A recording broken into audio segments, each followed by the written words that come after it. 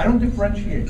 When somebody doesn't do what I expect them to do, I don't say, oh, that restaurant serves cold soup. I say that restaurant sucks, and I don't go back. I don't say, well, you know, something was good there, right? You can't separate the experience, so you have to optimize continuously. These are the people that have been doing it. And if you look at the people who focused on experience in the past decade and a half, you'll see one common denominator. They haven't done a lot of advertising, but they've built mega brands.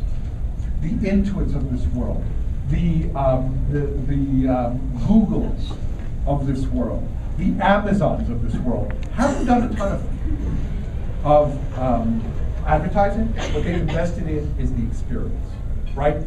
Starbucks, most of the major brands have been built over the last 10 to 15 years are all brands that are experiential, right? And also, they're constantly evolving the delivery of their service and the way that they bring it to market. By the way, that was Amazon's first homepage. Sorry about that. So, also, they align their customers and business objectives. So, when you look at somebody like Amazon, and we've been watching this, if you suffer from the same problem as Brian, there's a Facebook group for this. He created a I'm a screenshot-aholic page, okay? And I'm telling you, if you actually know Brian, this is not an exaggeration. Brian has a hard drive full of screenshots. He's manic about it. It's bizarre. It's disquieting. Okay? If you ask him, you know, like what something looks like, he might pull up a screenshot of it from 2004, 2005, 2006, 2007, and say, oh, this is what that looks like. Okay? So I'll give you an example. Amazon add to cart button. We're fascinated with this area because this is a point of action, right? When it first started, it used to say, add to shopping cart, you can always remove it later. And we told our customers, that was a really good idea, do it. Do it, okay? And then, they took it out, okay? Not yet. They took it out there, right? This is about 2.5 years after they started using it. What was the deal? All our customers took it out. They never asked us. Okay, I mean, seriously, overnight, like 100 retailers stopped using it. And I remember we had this conversation. It was like, well, guys, what are you doing? Well, you said, we said follow Amazon. And we followed. I said, well, wait a second. Take a look at when they stopped using it.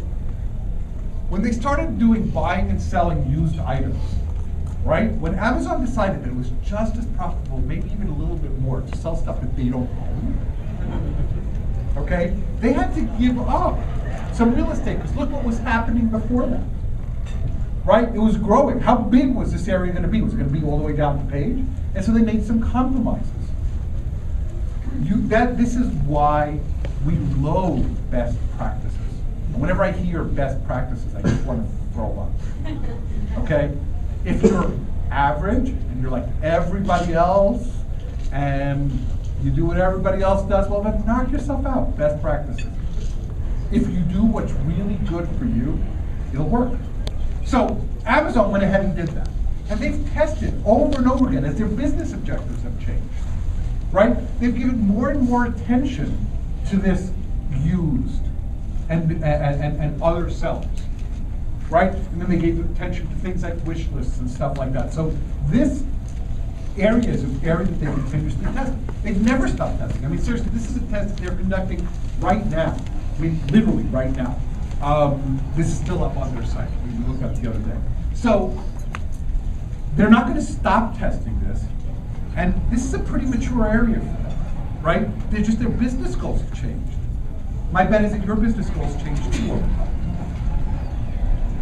Next thing is, they have a system for prioritization. Okay, we're just about done. So, when we first started working with Dell, and some of you may know Sam Decker, okay, back when we used to come down to Austin in the early 2000s, Sam Decker was one of the few people involved in internet, and he actually taught us something really valuable. He asked us to review his site, and we came back with a list, like that thick, of things that we thought needed to change. And Sam said, hey, this is great, guys. I love this. But don't your other clients get paralysis analysis? And we said, well, back when it was him, he was like one of our second or third large clients. And we said, well, we really didn't think about it. Instead, it's really nice because he took pity on us and he actually showed us how to optimize this. He said, here's what you do, okay? You look for stuff. You look at 3 dimensions. The first one is resources. How much resources will it take? The second one is time. That's both calendar time and man hours, which are not equivalent, right? And the third one is, how much impact will it have? Okay? And since these things are orthogonal, which is really fancy talk for their dimensions that are not related to each other, right? You assign a value to those of 5, right? 1 to 5, 1 to 5, 1 to 5. With the best case being 5. So if it doesn't take many resources, meaning it doesn't take much time, or many people, or it doesn't take much money, it gets 5. If it doesn't take very much time, if we can do this in a few minutes and have it up, it gets 5. Right? And if the impact, if we think it's going to be really, really valuable, it gets 5. So what you're hoping for is something that scores 125. Right? And he did that, and only one of the recommendations had it. There were a bunch of them that were high, but this was the recommendation. It said, their configurator used to say, learn more. And as you're going through and trying to buy something, is it really what you want to do? Do you want to learn more? What do you want to do? We said, hey guys, why don't you just put help me choose? This test made them millions and millions of dollars. Now, they didn't do a bunch of the other ones. They never got around to it. You know how big companies are. They sort of lose it, right? But this was done and it made them millions of dollars, and it was because they prioritized it. It was the first thing they did, and they moved on. The next thing is they make decisions with data. This is very, very deceptive, because data is highly manipulable, right?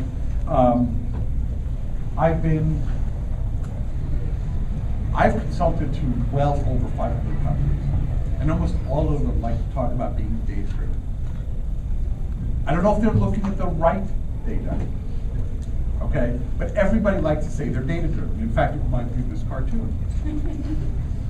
So, you need a dashboard application to track your key metrics. That way, you'll have more data to ignore when you make your decisions based on company policies. Will the data be accurate? Okay, let's pretend that matters.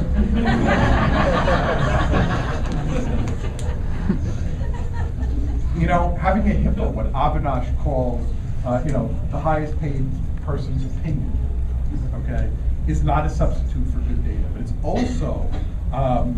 also not valid to pick your number of the day and go ahead and say, this is the data we're using today, but tomorrow change it for something else. Okay, there's a lot to be said about this, and being data-driven isn't the same thing as making really good decisions. Next thing is they execute routes.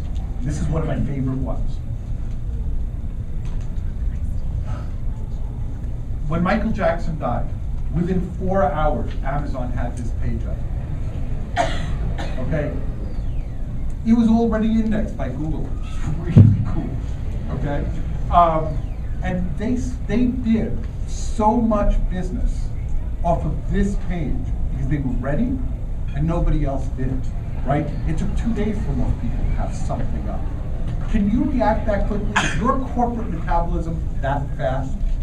Because the thing is that, we used to talk about internet time. The way things work today is that those that don't act quickly will die. Execution isn't something you strive for. It isn't something that you do for a one-time event. Okay? It's a way of life.